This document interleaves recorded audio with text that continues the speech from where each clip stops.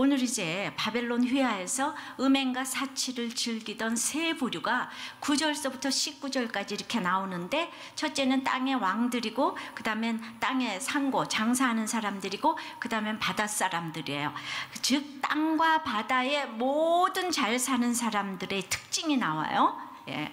오늘 바벨론이 무너졌다, 로마가 무너졌다, 뭐 재벌이 죽었다, 아버지가 죽었다 이랬을 때 이 모든 잘 사는 사람들의 반응이 어떤가 하면은, 그 10절에도 땅의 왕들은 그 고난을 무서워하여 멀리 서서 울고 가슴을 쳤다고 그랬어요. 또 11절에 땅의 상고들도 그 상품을 사는 자가 없어서 울고 애통했다 그랬어요. 17절에 바다에서 일하는 자들도 멀리 서서 우리가 저 사람들 때문에 치부했는데 이제 망했다 망했다 하면서 울고 애통했다고. 예, 그러니까 한결같이 다 울고 애통했대. 가슴을 치고 애통했는데 왜? 바벨론 때문에 운 게 아니고, 또 혹시 자기에게 피해가 올까봐 멀리 서서 울었대요. 예, 그 망한 세력하고 안다 그럴까봐. 그리고 또 이 상품을 사줄 사람이 없어서 울었다는 겁니다. 이 정확하게 이유가 나옵니다. 그러니까 마지막까지 자신의 구원을 위해 회개의 눈물을 이 사람들은 끝까지 안 흘렸어요. 그래서 부자들은 하늘나라 가기가 낙타가 바늘기로 들어가는 것보다 더 어려워요. 끝까지 회개하지 않아요. 이 끝까지 회개하지 않는다는 사실, 정말 이게 힘들다는 사실을 아셔야 되는 거예요. 재물, 없어지는 재물로 인해 애통한 거예요. 그러니까 영생을 우습게 보니까 물질은 날개를 달고 하루아침에 지금 다 날아가 버리는 거를 보았습니다. 한 사람도 예외가 없이 자기를 위해서 울었어요. 그런데 이거 확실한 것입니다. 정말 저는 하루를 경험해 봐서 알잖아요. 하루아침에 제가 이제 그 망하는 사건을 제가 겪었잖아요. 그 제가 또 이 리얼한 리얼리티를 살리기 위해서 제가 제 얘기를 또 다시 해야 돼요. 저야말로 바벨론의 이 로마의 멸망을 경험했잖아요. 제가 힘든 시집살이를 했지만은요, 힘든 시집살이를 했어요. 그런데 여러분들 제 환경을 다시 제가 이렇게 말을 할 것 같으면은, 저는요 시부모님도 기사가 있고 아줌마가 있고, 우리 시숙도 기사가 있고 아줌마가 있고, 저도 기사가 있고 아줌마가 있고, 제가 그런 사람이에요. 그런데 그러니까 남들이 보면 이게 얼마나 로마입니까? 우리나라에서 보면 이게 로마 같은 집 아니에요.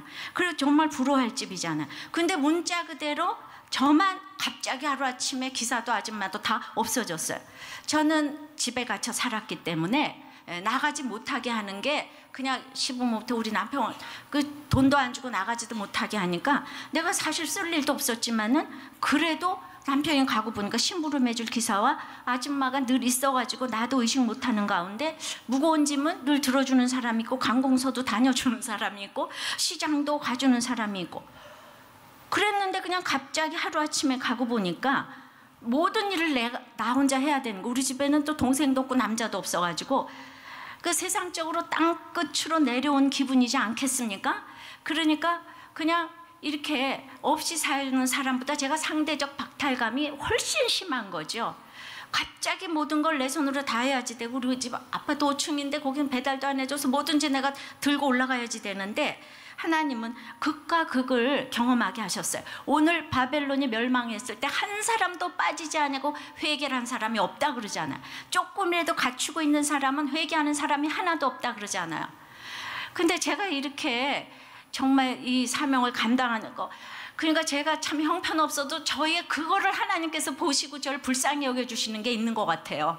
네가 그렇게 정말 살 사람이 아닌데 어찌하여 그렇게 네가 정말 이 사명을 감당하고 나왔냐. 그러니까 저는 사실 객관적인 환경으로 보면 성경을 봐도 난 그럴 사람이 아니었구나. 그러니까 보통 이렇게 울고 애통하고 앞으로 어떻게 사나가 주제인데, 그러니까 21절에 이상의 로마가 바다에 떨어지고 다시는 맷돌 소리가 들리지 아니하고 이런 지옥을 살게 되는 거예요. 그러니까 제가 정말 지옥을 살았을 그 인생의 대표적인 사람인 거예요. 결론부터 말하면은 내 경우를 보니까 어떤 경우에도 영혼 구원 이것 때문에 충성하면은 후회가 없다는 것을 저는 확실히 말할 수가 있습니다. 하나님은 하나님 자체가 상급이 된다는 것을 보여주기 원하셨어요. 지나고 나서 봐도 전 30대 후반에 원자가 됐는데 어떻게 지금까지 이렇게 이 사명을 감당하고 왔는지, 예, 정말 유혹도 많았을 저의 환경이었는데 하나님은 정말 저에게 특별한 사명을, 말씀, 이 사역을 하라고 말씀만 나오면 다 제 얘기가 나오는 거예요. 말씀만 하루 만에 남편이 가고 이 비슷한 환경이 저한테 있고 그렇게 특별한 사명을 주셨다고 생각을 합니다. 여러분들은 아유 목사님 뭐가 힘들었을까? 없는 사람보다 저 같은 사람이 더 힘든 거예요. 성경을 보세요. 가난한 자는 가장 복이 있는 거예요. 저 같은 사람 진짜 부자, 뭐 낙타가 바늘귀 그것처럼 그냥 저는 젊었고 모든 것을 이제 갖춘 입장에 있었고 이르기 때문에, 예, 제가 믿는 거에 대해서 그렇게 하찮게 여기지 마시기를 바랍니다. 예, 그러니까 아유 나도 목사님 같으면 믿어보라니까요. 내가 믿는 사람을 못 봤네. 그러니까 자꾸 저에 대한 인간적으로 뭘 분석하려고 이러고 저러고 하는데 하나님이 오늘도 확증해 주신 줄을 믿습니다. 예. 그래가지고 이제 세상은 또 있잖아요. 그렇게 울고 고난을 무서워해가지고 멀리 서서 울면서 다 또 멀리 서서 울었대요.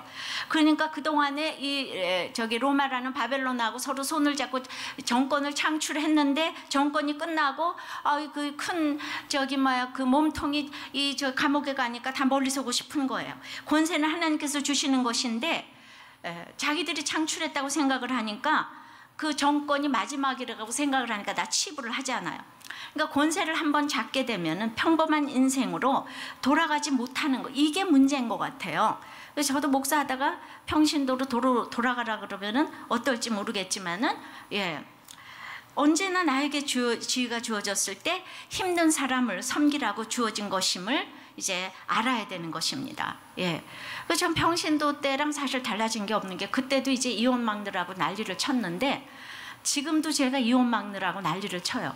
그러니까 제가 그렇게 상담 이런 메일 편지 같은 거 오면은 죽어라고 이혼하지 말라고 너무나도 한가한 목사처럼 그 답을 다 해주고 앉았어요. 진짜 나는 그때랑 지금 달라진 게 하나도 없는 것 같아요. 그런데 조금이라도 내 자리를 착각하면 자기도 죽고 밑에 사람들도 이제 죽이는 것을 알아야 된다고요. 예. 그러니까 자기가 그래서 하나님은 이거저거 다 경험해보게 하신 거예요. 저는 그러니까 기사차를 13년이나 탄 사람이에요. 다 봤기 때문에 지금 안 타요. 그러니까 예, 그게 뭘 안 해보면 다 이렇게 하고 싶은 게 있잖아요. 그죠? 그러니까 언제나 내 자리에서 떠날 준비를 하고 살아야 되는데 자리에 연연하고 권세에 연연하면 망하는 사건에서 이렇게 다 같이 망하는 거예요. 저는 또 병원도 해서 아픈 사람도 오는 걸 봤잖아. 그러니까 병원이고 교회고 한 사람이 들어올 때 그게 돈으로 보이면 이제 그때부터 망하기 시작하는 것입니다. 우리는 어떤 직업을 통해서도 사람을 살리고자 최선을 다하는 삶을 살 때에 그 사람은 사실 돈까지 따라오게 돼 있어요. 우리가 예수님 대하듯이 칼날의 물방울처럼 이렇게 적용을 하면 싫어할 사람이 누가 있겠습니까? 그런데 교회에서도 어떻게 하면 다른 사람을 살릴 수 있을까를 연구하고 얼굴로 손으로 발로 봉사를 하는 것이 이렇게 몸에 배야 하는데 사소한 데서부터 여러분들이 앉은 자리에서부터 예수님의 이렇게 향기가 나야 하는데 어떤 분이 처음 왔다가 식당에 가서 그냥 시험이 딱 들었다는 거예요. 자리들 맡아놓고 있는 바람에. 그래가지고 끝까지 기다리도록 그 사람들이 안 왔다는 거예요. 그러니까 여러분들 웬만하면 처음 본 사람은 앉혀주세요. 나는 그 마음도 이해해요. 우리가 교제할 자리도 없는데 그래도 제일 싼 데가 식당이고 난 알아. 그 마음도 너무 이해가 돼. 그러니까 우리가 아는 사람들끼리 만났을 때는 여기 맡아놨어 했는데 처음 온 사람은 앉으세요 하세요. 예, 이 처음 온 새 가족이 어떤 환경을 가지고 왔는지 어떻게 아세요? 여러분들 배려가 절대적으로 필요합니다. 각별하게 섬기시기를 바래요. 그러니까 내가 교회를 와도 내가 유익을 구할 생각을 하면은 사람도 잃고 살리지도 못합니다. 근데 이렇게 목장을 보면은 저렇게 섬기는데 싫어할 사람이 누가 있을까 할 이런 목자들이 참 많아요. 섬기는 것이 몸에 배어 있어서 그렇게 저절로 이 섬김이 되는 분들은 전도도 잘 되고 사업도 잘 되는 것을 보게 됩니다. 하여튼 목장은 내가 유익이 있어야 가고 싶은 곳이 되는 것이에요. 근데 목장이 이 세상 모임처럼 되면 안식이 없습니다. 목장이 왜 안식이 없냐면 이 세상 가치관이 조금 더 득세하면 안식이 없어요. 근데 목장 중에서도 한 사람이라도 이 믿음의 가치관이 있는 사람이면은 그게 한수만 이 압도하면은 목장은 살아나는 거예요. 목원 중에서도 한 사람이라도 믿음 있는 사람이 있으면 그 목장이 살아나는 거예요. 난 전체가 다 믿음이 있으라 그러고 그러지 않습니다. 그 목장 전체에서 한 사람이 중심 잡고 있으면 다 살아나는 거예요. 꼭 목자여야 할 필요는 전혀 없어요. 옛날부터 제가 겪었기 때문에 알아요. 믿음 있는 사람은 어떤 것도 불평하지 않아요. 목자가 이러고 저러고 목사가 이러고 저러고 불평하지 않아요. 믿음 있는 사람 내가 다 이렇게 감수하면서 가니까. 그래서 이제 이런 어려운 일이 당하면 세상 사람들, 특히 잘난 사람들은 원통해서 울어댑니다. 왜냐하면 두 번째는 그 사람들은 영혼의 장사꾼이기 때문에 그러는 거예요. 그래서 하나님은 신원하실 수밖에 없어요. 영혼의 장사꾼이니까. 12절 13절 한번 다시 읽어볼까요? 이 사람들이 교육하는 물건이, 그 상품은 금강과 보석과 진주와 세마포와 자주옥감과 비단과 붉은목감이요 각종 향목과 각종 상아기명이요 값진 나무와 진유와 철과 옥석으로 만든 각종 기명이요 계피와 향료와 향과 향유와 유향과 포도주와 감람유와 고운 밀가루와 밀가소와 양과 말과 수레와 종들과 사람의 영혼들이라 이렇게 나왔어요. 자, 그들이 사고 파는 29가지 이 항목의 상품들이 필수품은 하나도 없고 아주 가공할 사치를 위한 이런 물품들을 사람들이 살고 파고 있는데, 거기에 마지막에 상품하고 똑같이 사람의 영혼이 거기에 끼어 들어갔습니다. 그러니까 종들과 사람은 그 몸과 영혼을 가리키는 말인데, 이제 1차적으로 노예는 마음대로 사고 사는 상품이라는 것입니다. 그래서 팔려가서 노동을 하고 집사를 하고 그 집에 가정교사를 하면서, 왜냐하면 각 나라에서 잡아온 인류들이 있잖아요. 누가도 노예라는 소리가 있어요. 그러니까 이제 그 잡아와서 그 주인의 성적 누리객감으로 남종은 여주인에게, 여종은 남주인에게 이렇게 봉사를 하면서 대신 죽어주고 또 대신 맞아주고 대신 기분 나쁘면은 새 한 마리 값도 안 되고 이렇게 버려버리고, 이게 이제 노예였어요. 예, 그런 로마 제국이 최고로 번성할 때 이런 노예가 6천만 명이 있었다는 것입니다. 근데 전 세계에서 잡아온 우리하고 똑같은 그 인생을 노예로 부렸는데, 그러니까 과연 로마는 지상천국이라는 말이 이제 무색하지 않을 정도입니다. 근데 성경은 하나님을 사랑하고 이웃을 사랑하는 것이 절대 강령이라면 하나님의 첫째 되는 계명을 어기고 아무리 잘 사는 것처럼 보여도 하나님은 오늘 기억하시고 신원하신다는 것입니다.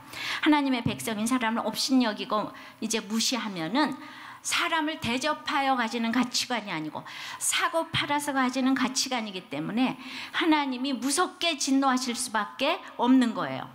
미국의 노예제도를 폐지할 때도 성경에 손을 얹고 시작한 미국이 노예를 부렸기 때문에 하나님은 어떻게 심판하셨냐 하면은 자기 백성들을 노예 삼은 것만큼 죽이셨어요. 미국 사람들을 서로 총질을 해가지고 자국민들끼리 하나님은 진노하십니다.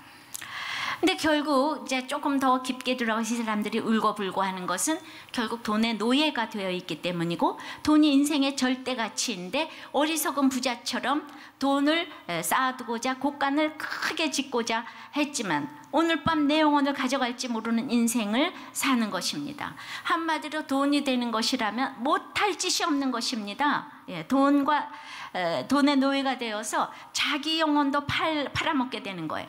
유익을 위해서라면 사람을 배반하는 것쯤은 아무것도 아니라는 것입니다. 그러니까 어떤 남자가 아내를 죽이고 자동차로 깔아서 보험금을 탔어요. 재미가 들었습니다.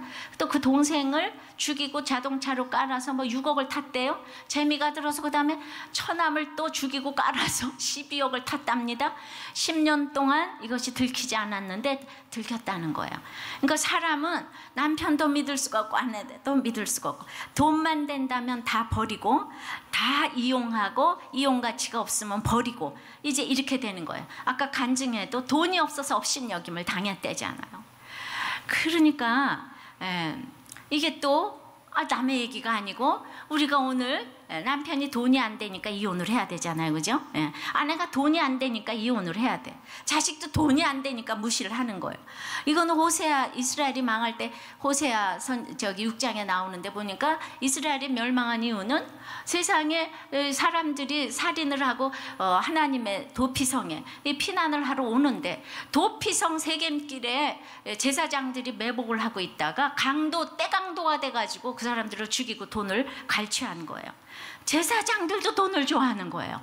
돈이 된다 그러면 성도들을 막 팔아먹는 거예요. 그래서 교회를 머릿수로 해서 막 팔아먹고 이런 일이 있는 거예요. 그래서 이 세상이 모두가 영혼의 장사꾼이 됐어요.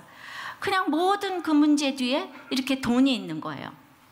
근데 여러분들 이렇게 본질이 없으면요, 그 겉으로 드러나는 것들만 치장하니까 오늘 로마의 진기 명기가 29가지 항목에 대단한 것들이 있는데, 좋은 옷 입고 뭐 보르도산 뭐 몇 년 술을 마시고 좋은 음식을 먹으면서, 그래 여러분들이 그 파티를 하면은 거기서 무슨 대화를 하겠습니까? 하나님이 없으면은 그저 그냥 기껏 뭐 아이들 그 성경 얘기, 또 명품 옷 얘기, 음식 얘기, 특별히 씨월드 얘기, 또 이제 요새는 뭐 씨월드가 아니고 또 이제 장월드 얘기도 하나요? 장모님 집 얘기도 하나요? 남의 스캔들 얘기, 이게 다 하고, 남자들끼리 모이면은 음담패설의 주식 골프 얘기, 이거밖에 없어요. 내가 다 알죠? 예. 진짜 그 얘기밖에 없어요. 그냥 놀러를 가도 그저 이렇게 경치를 보고 좋아하는 게 아니고 다 부부 동반해서 놀러 가면은 그냥 술 먹는 거밖에 모르고, 한쪽에서는 꼴 붙이고, 이 무슨 경치를 누리고 아름다워라. 그러니까 그 일주일을 놀러 가도 우리 부부 목장에서 하는 1시간의 나눔이 안 이루어진다는 거예요. 얼마나 허무한지 아십니까? 허무한 시절 지나고 아까 찬송했지만은, 그러니까 우리도 꽤 목장에 와서 처음으로 사는 얘기를 한다는 부부가 많아요. 적어도 일주일에 한 번 이상 같이 밥을 먹으면서 이 본질적인 대화를 솔직하게 하는 것 자체가 너무 행복하다는 부부가 너무 많더라고요. 한 번도 솔직한 얘기를 해본 적이 없는데, 그냥 솔직한 얘기를 하는 거 듣는, 얘기 한마디도 안 해 듣는 거 자체도 이게 꿈인가 생신가. 예, 그 부부 목장에 꼭 가셔야 되는 거예요. 예. 그래서 어디를 놀러 가도 이렇게 누릴 줄을 몰라요. 돈이 많아도 다 누릴 줄을 몰라. 할 얘기가 없어요. 부부 목장에는 어떻게 하면은 찌질한 거를 먼저 자랑하나, 이게 우리들의 또 이제 이게 경쟁하듯이 찌질한 얘기를 하잖아요. 그러니까 이 세상에 다 있잖아요. 자랑만 하려고 그러는데 이런 모임이 어디 있겠어요. 이런 나눔을 했어요. 출근을 하면 전철을 타는데 앞사람이 승강장 의자에다가 캔 맥주 6개가 들어있는 거 세트를 딱 깜빡하고 타는 걸 봤다는 거예요. 근데 어떤 아줌마가 그거를 딱 가져가려고 그러더래요. 그래서 이 집사님, 아니 그거 왜 남의 건데 왜 가져가냐고 하면서 꼭 자기 것처럼 자기가 들고 또 탔다는 거예요. 그래가지고 주고는 창피하니까 맥주라는 걸 안 보이기 위해서 쇼핑백에 딱 넣어놓고는 회사 캐비넷에 딱 넣어뒀는데, 자기는 술은 소주만 술로 알고 막 맥주는 마시지도 않는데 내가 이건 왜 가져왔나. 그래가지고 갑자기 먹지도 못하고 버리지도 못하고, 그래가지고 이러지도 저러지도 못하면서 갑자기 또 일이 손에 잡히지 않고, 그래가지고 이제 목장에 와서 이걸 나눈 거예요. 나눴어요. 그랬더니 목자님이, 우리가 다들 그렇게 유혹에 연약하지만 집사님의 최고의 장점은 그걸 이렇게 진솔하게 나눠주시니 참 감사합니다. 우리 다 놀고 계세요. 그러니까 그냥 이렇게 나누다 보면 죄가 힘을 잃어갑니다. 그렇죠. 작은 도둑이 항상 큰 도둑 되는 거예요. 근데 큰 도둑님들은 나라에서 절대로 오픈을 안 하잖아요. 우리는 맨날 이렇게 오픈을 하는데, 큰 도둑님들은 다 어디 정부 저쪽에 있잖아요. 절대로 오픈 안 하잖아요. 지금부터 이렇게 오픈하면 그 사람들도 하게 될 줄 믿습니다. 그랬더니 또 이제 어떤 부부는 이제 맨 처음에 부부 목장에 갈 때는 그냥 부인 얼굴에 독소가 가득 붙어 있어가지고 완전 곰탱이 까였는데, 지금 이제 하다 보니까 꼬리가 9개 달려있는 여우로 변했다는 거예요. 이번 주 나눔에서 제가 읽었어요. 그러니까 이 사람들이 그렇게 이렇게 망했을 때 울고불고 하는 거는 원통에서 울고 자기의 유익 때문이고, 영혼의 장사꾼은 돈의 노예가 되어서 자기에게 유익이 된다면 배신과 이용을 밥 먹듯이 하는 것이 바로 영혼의 장사꾼이라는 겁니다. 그러니까 이 사람들은 망할 수밖에 없는데 이제 이 하나님이 신원해 주실 때 세 번째는 성도들은 즐거워하라 이러시는 거예요. 똑같은 사건에서 성도들은 즐거워하라 이러시는 거예요. 20절입니다. 시작. 하늘과 성도들과 사도들과 선지자들아 그를 인하여 즐거워하라. 하나님이 너희를 신원하시는 심판을 그에게 하셨음이라 하더라. 그래서 어떻게 심판을 하냐면 로마를 완전히 멸망시킨 거예요. 계속 24절까지 읽습니다. 이에 한 힘센 전사가 큰 맷돌 같은 돌을 들어 바다에 던져 가로되 큰 성 바벨론이 이같이 몹시 떨어져 결코 다시 보이지 아니하리라. 또 검은 곳 하는 자와 풍류하는 자와 퉁소 부는 자와 나팔 부는 자들의 소리가 결코 다시 내 가운데서 들리지 아니하고 물론 어떠한 세공업자든지 결코 다시 내 가운데서 보이지 아니하고 또 맷돌 소리가 결코 다시 내 가운데서 들리지 아니하고 등불빛이 결코 다시 내 가운데서 비치지 아니하고 신랑과 신부의 음성이 결코 다시 내 가운데서 들리지 아니하리로다. 너희 상고들은 땅의 왕족들이라 내 복수를 인하여 만국이 미혹되었도다. 선지자들과 성도들과 및 땅 위에서 죽임을 당한 모든 자의 피가 이 성중에서 보였느니라 하더라. 그러니까 이 얘기가 뭔가 하면은 그 땅의 사람들이 설띠설게 울어도 큰 성 바벨론 로마는 절대로 살아나지 않아요. 결코 죽어요. 다시 일어나지 못해요. 바다에 던져지는 거예요. 완전 멸망이라는 거예요. 그러니까 확인 사살까지 지금 했어요. 절대로 망한다. 믿는 사람들은 사단은 완전히 망한다. 지금까지 사단이 너를 괴롭혔는데 완전히 망한다.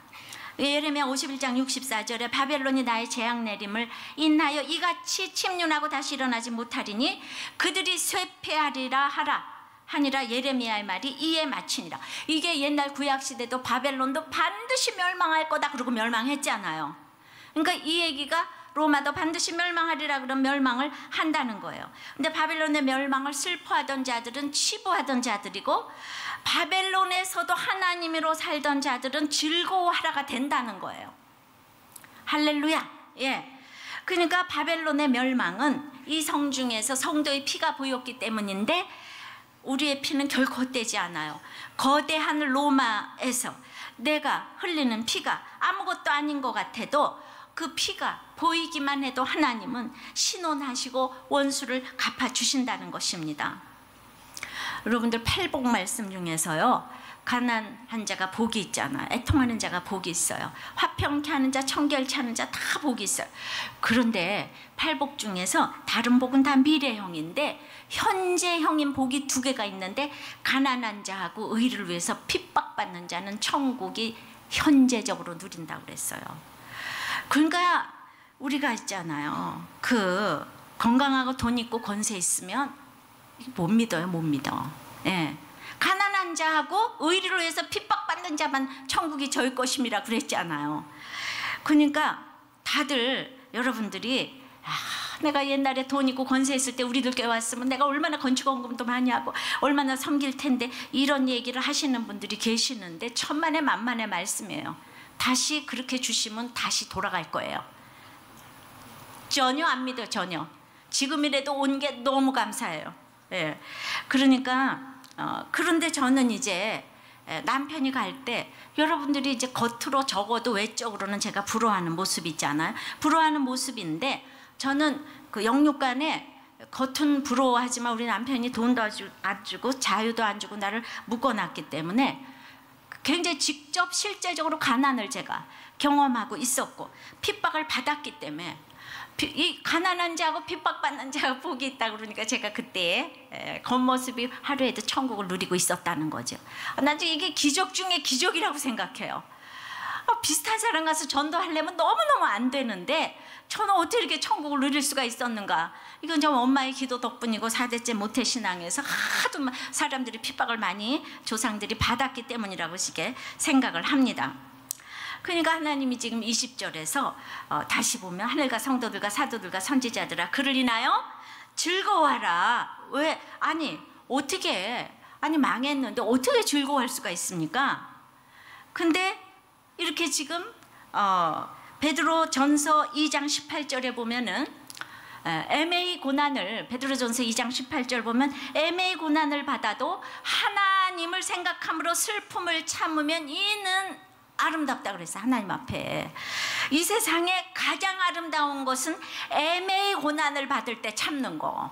그러니까 이유 없이 박해를 받을 때 참는 거. 이게 가장 아름다운 거라고 그랬어요. 예.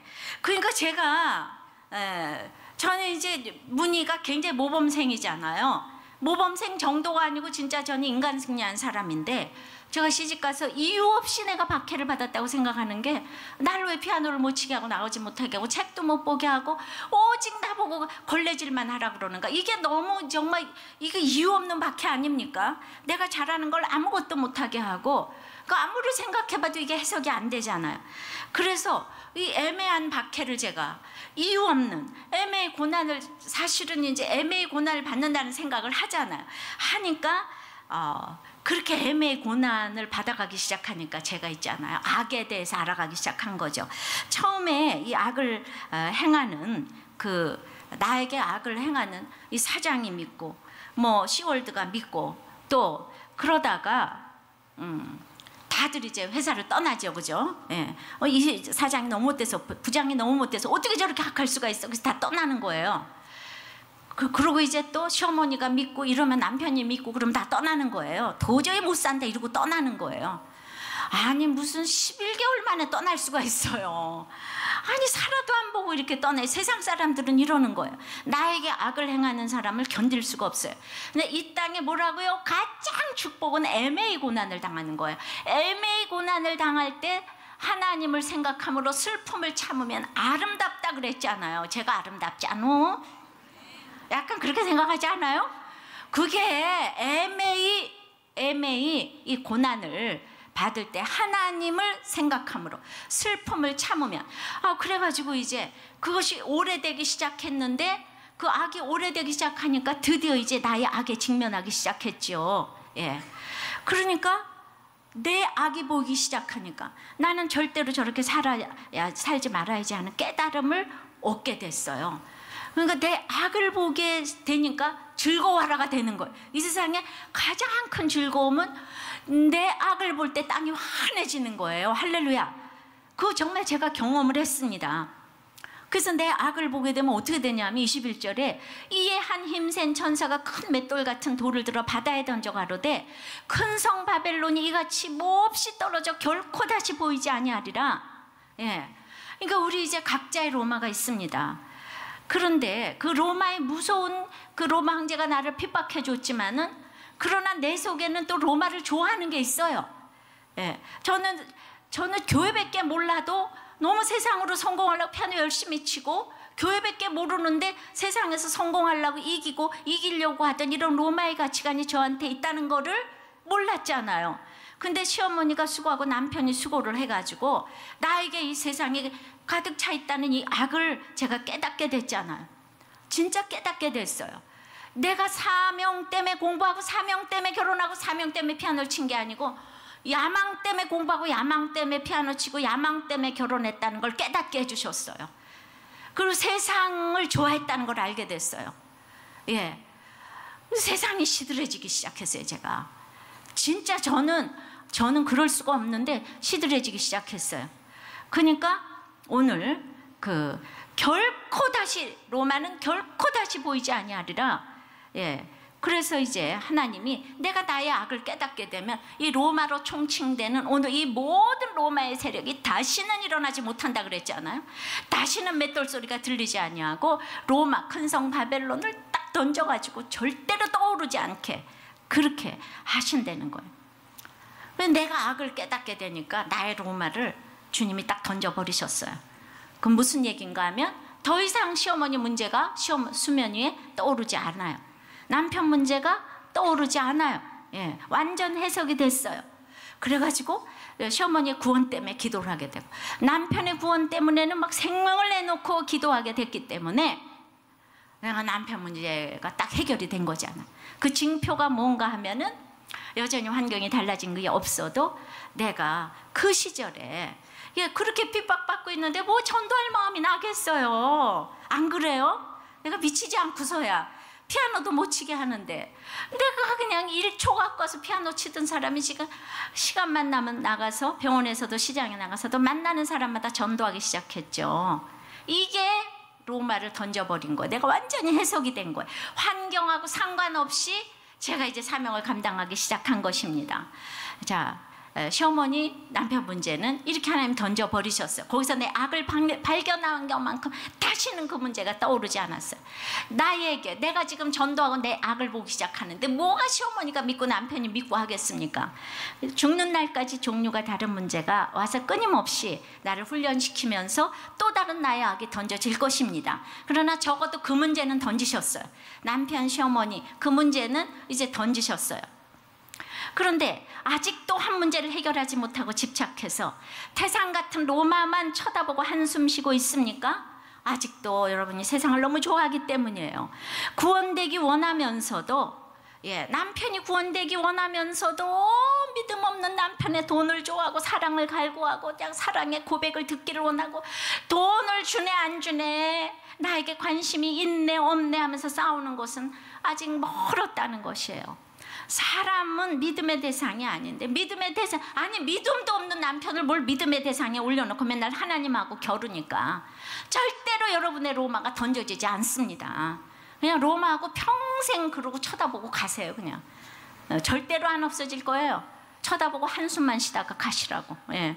그러니까 평생 그런 문제 하나 해결하지 못하고 다른 사람 구원까지 방해하면서 지경이 하나도 안 넓어지는 거예요. 남편 타령하면서 자식 타령하면서 아무 지경이 안 넓어지는 거예요. 저는 이미 그때 지경이 넓어졌어요.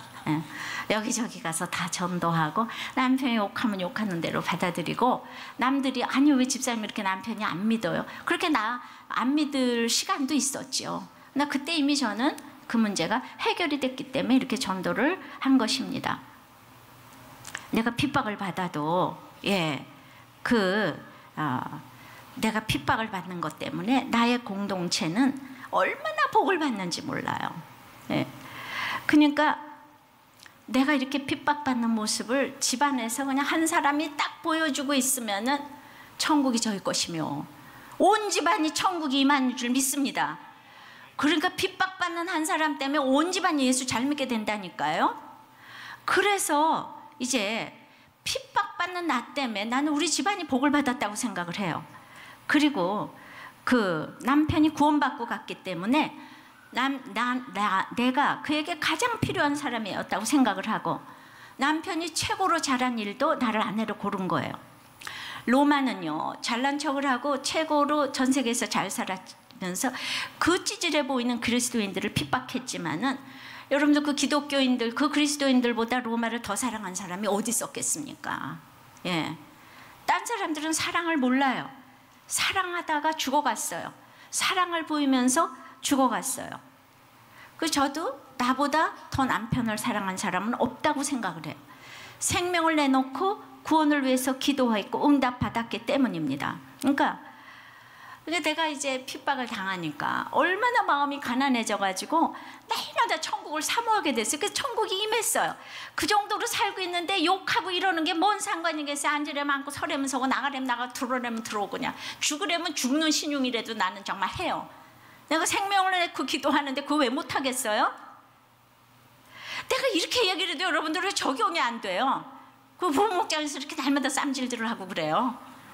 적용들 좀 해봐요. 칼라루의 물방울 아세요? 그래가지고 천국을 누리게 되는 비결은 이제 좋은 사람들이 모여 있어서가 아니라 악의 실체를 깨닫는 사람, 자기 악을 보는 사람들이 모여 있으면 그곳이 천국이에요. 할렐루야? 그러니까 진기명기 진품명품 있고 만나는 사람들의 모임이 아니라 진짜 내가 악하다는 거. 그러니까 애매한 일을 당했는데 다 자기 죄를 보는 게 기독교인들이에요. 그래서 세상은 왜 기독교인들을 공격하냐면 절대로 이렇게 대들지 않기 때문에 기독교인들을 공격하는 게 재미가 나서 그렇게 공격하고 사자밥이 되게 하는 것입니다. 죽은 데는 고통이 없어요. 로마는 성도들이 당하는 고통을 이 땅에서 주는 자였지 안 당해봤기 때문에 지금 자기네들이 행한 대로 나중에 죽은 뒤에 영원 지옥에서 당하게 되는 거예요. 근데 우리는 죽을 때까지만 당하고 안 당하잖아요. 참 짧잖아요. 죽을 때까지만 이거 당하잖아요. 지금까지 80평생 당해도 80까지 밖에 안 당하잖아요. 놀렐루야. 그러니까 이제 오늘 이 본문의 주제는 뭔가 하면, 그렇게도 그 바벨론 로마의 사치와 허영이 좋으냐? 이거 물어보시는 거예요. 이렇게 써놨는데도 그거 좋아서 죽겠냐? 이거 물어보는 거예요. 내가 그들을 심판할 수밖에 없는 이 마음이 이해가 안 되냐?